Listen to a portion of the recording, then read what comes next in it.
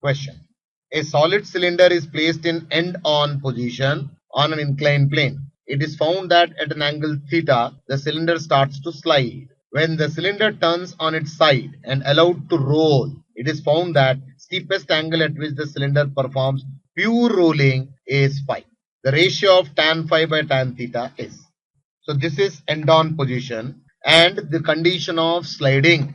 Let us take the condition of sliding. So the forces here on the cylinder will be mg sine theta and the friction force here will be equal to F or F limiting FL if I consider.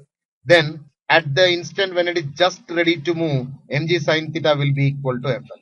For no sliding, the friction force should be less than the limiting value. So mg sine theta should be less than equal to mu mg cos theta or just equal to. So tan theta will be equal to mu as we know. So the two positions we take separately and work it out here. In this case what we got, the friction force limiting, it is equal to mu limiting or the static friction force which is given into mg into cos theta, mu times of n.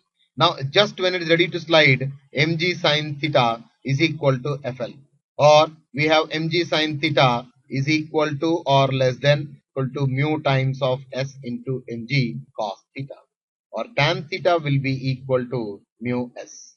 So this is also defined with respect to the angle of repose. Tan theta should be equal to coefficient of friction.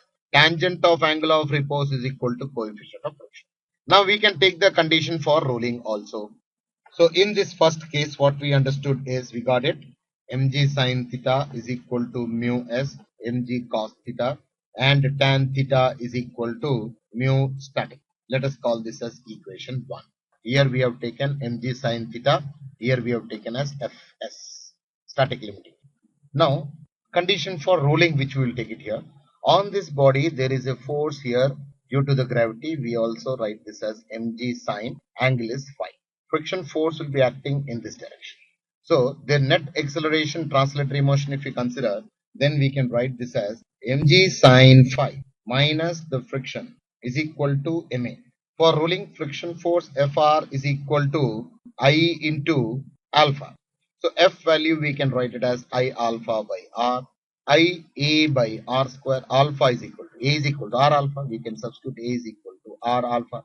Alpha will be A by R. So I A by R square. Substituting the value of F over here, we get mg sine phi minus I A by R square should be equal to ma. So acceleration will be equal to mg sine phi divided by m plus I by R square, right? It is given in the problem a solid cylinder. So we can substitute the moment of inertia of a solid cylinder as mr square by 2. So this can be written as 2g sine phi divided by 2 plus 1, 3. This is the acceleration, we got it. So once we know the value of acceleration, substituting over here, we can get the value of friction. So friction force will be m into 2g sine phi by 3 and this term mg sine r. So this will be, friction will be mg sine phi minus 2 mg sine phi divided by 3. So friction force will become now mg sine phi divided by 3. This is the friction force. For condition for pure rolling. Condition for pure rolling will be, this friction force should be less than mu or the friction limiting. So friction force should be less than the limiting friction, or mg sine phi by 3 should be less than or equal to how much? Mu s into mg cos phi.